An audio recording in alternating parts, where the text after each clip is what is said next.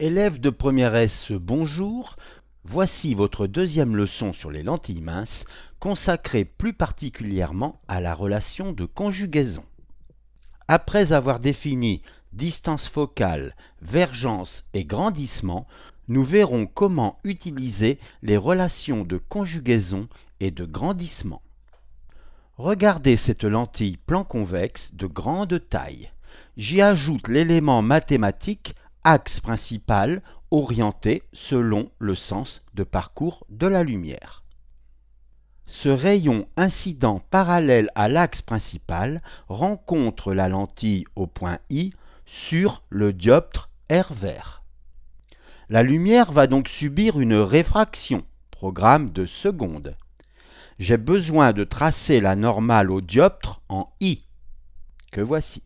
Puisque la lumière va d'un milieu, l'air, vers un autre, le vert, plus réfringent, elle se rapproche de la normale. La lumière rencontre alors un deuxième dioptre, cette fois vers R. Elle subit donc une nouvelle réfraction, mais cette fois, puisqu'elle va d'un milieu, le vert, vers un autre moins réfringent, l'air, elle s'écarte de la normale. La normale, le rayon émergent. Je détermine ainsi le foyer principal image F'. Je fais disparaître les outils qui ne me servent plus. Hop. Si je ne considère que les rayons incidents et émergents, tout se passe comme si je n'avais qu'une déviation ici. C'est donc là que je mets ma lentille modélisée. Voyons maintenant la notion de distance algébrique. À l'axe principal orienté horizontal, j'ajoute un axe vertical orienté aussi. Et je définis une unité de longueur U horizontalement et verticalement. Je lis facilement sur le graphe que la distance de O à F', c'est 3 unités.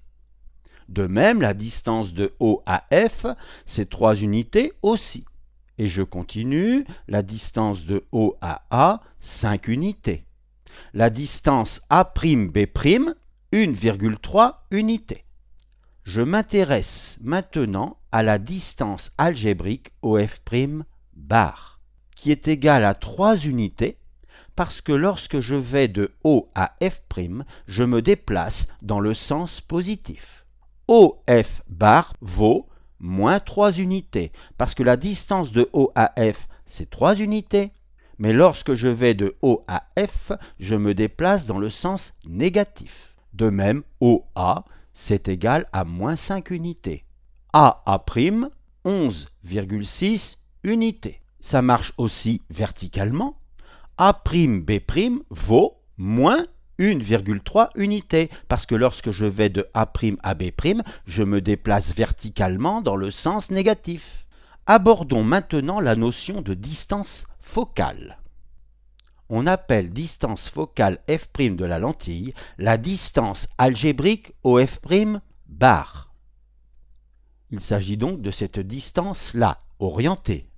OF' est une longueur qui se mesure en mètres. Nous avons vu dans la leçon précédente que pour une lentille convergente, F' est toujours à droite de O. Autrement dit, pour une lentille convergente, OF' bar est toujours positif. Voyons maintenant la notion de vergence. On appelle vergence de la lentille la grandeur notée C, qui est l'inverse de la distance focale. Autrement dit, C, c'est 1 sur OF' bar. Puisqu'on étudie seulement les lentilles convergentes, C sera toujours positif. Le nombre 1, c'est un nombre sans dimension. OF' bar se mesure en mètres, et donc C se mesurera en mètre moins 1. Mais le mètre moins 1 a reçu un nom, on l'appelle la dioptrie, de symbole delta. Nous avons donc 1 mètre moins 1 égale une dioptrie.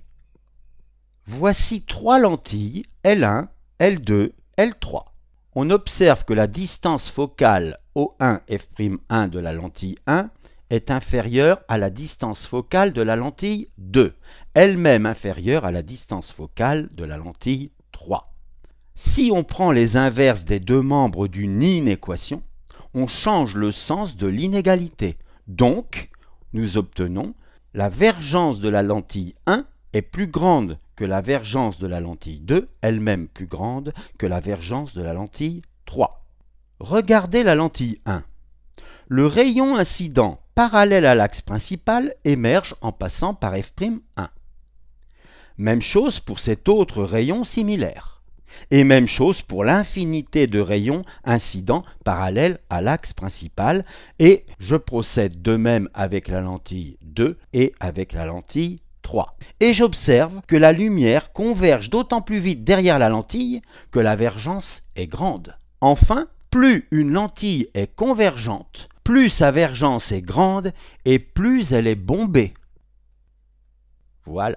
Étudions maintenant la relation de conjugaison. Cette fois, je définis deux échelles différentes, horizontalement et verticalement.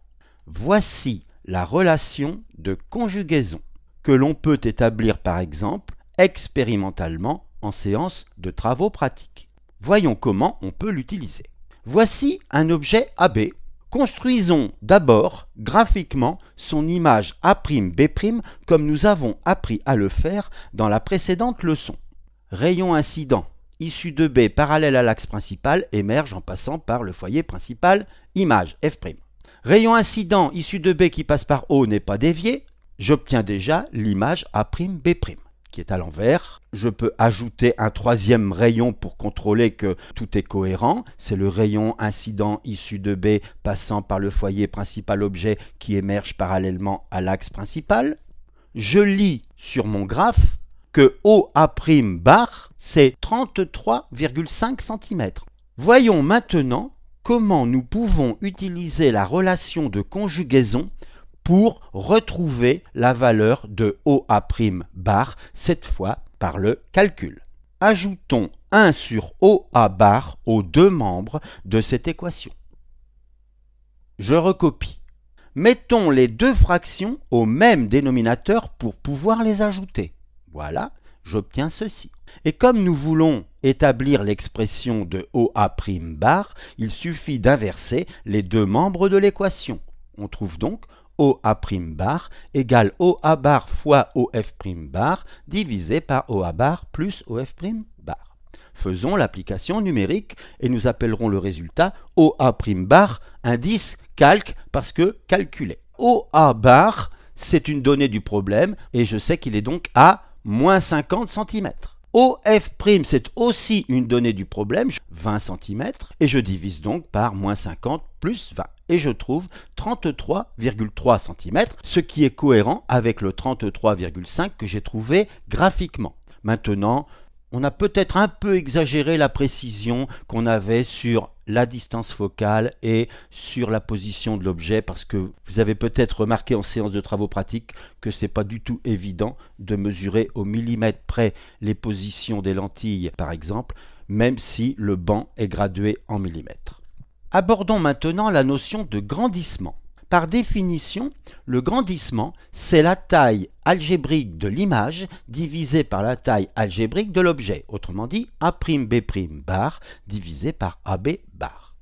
A'B' bar se mesure en mètres, même chose pour AB bar, autrement dit gamma, le grandissement n'a pas d'unité. Je vois sur le graphe que la taille de l'image c'est à peu près 0,7 cm, et je divise par 1 cm, et donc je trouve que le grandissement vaut moins 0,7. Cela signifie que l'image est plus petite que l'objet, et le moins signifie que l'image est à l'envers par rapport à l'objet. Le triangle rectangle bleu foncé et le triangle rectangle bleu clair ont trois angles en commun. Un angle droit, ces deux-là qui sont opposés par le sommet, et forcément le troisième.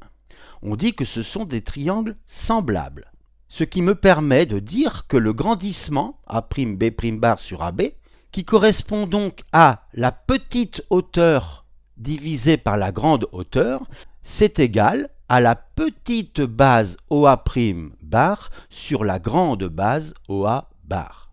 je contrôle que c'est cohérent au niveau des signes. A'B' négatif divisé par AB positif, ça donne gamma négatif. Et OA' bar positif divisé par OA bar négatif, ça donne encore un résultat négatif. Faisons l'application numérique. OA' bar, nous l'avons calculé précédemment, c'est 33,3 cm. OA bar, c'est une donnée du problème, c'est moins 50 cm. Et là, je trouve moins 0,66, ce qui est proche de moins 0,7. Il y a là encore cohérence, bien sûr. Nous avons déjà étudié la loupe. Ici, par exemple, on lit graphiquement OA' bar égale moins 7,5 unités. Nous avons établi cette formule précédemment, ce qui nous permet de passer directement à l'application numérique. OA' bar calculé. OA bar, nous voyons que c'est moins 3,0 unités, multiplié par OF', 5 unités, et je divise par OA bar plus OF' bar. Et je trouve moins 7,5 unités.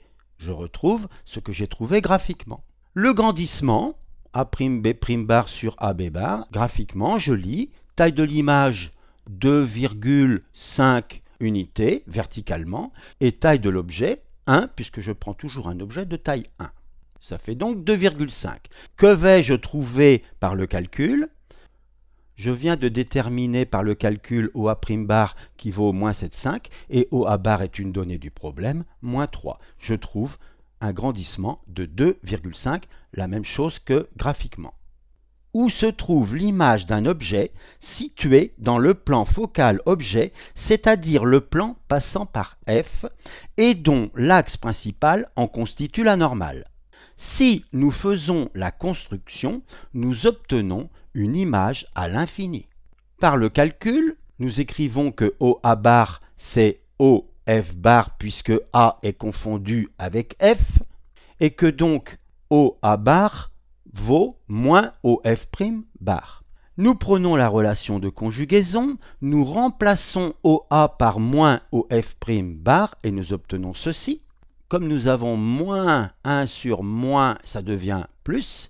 Et voilà ce que nous obtenons. Nous simplifions par 1 sur OF' bar et donc nous obtenons 1 sur OA' bar égale 0, ce qui signifie que OA' bar que nous avons donc calculé tend vers l'infini, ce qui donc redonne ce que nous observons graphiquement. Nous obtenons une image réelle à l'infini, mais nous ne pouvons pas mettre un écran à l'infini. Par contre, nous pouvons prolonger les rayons à gauche et mettre notre œil, comme ceci. Nous observons cette fois une image virtuelle à l'infini.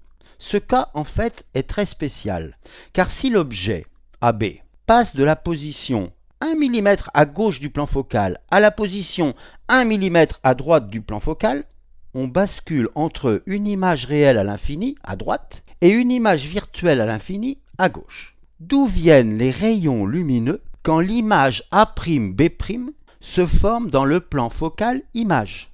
Vous connaissez ce rayon émergent parallèle à l'axe principal, il correspond à un rayon incident qui passe par le foyer principal objet.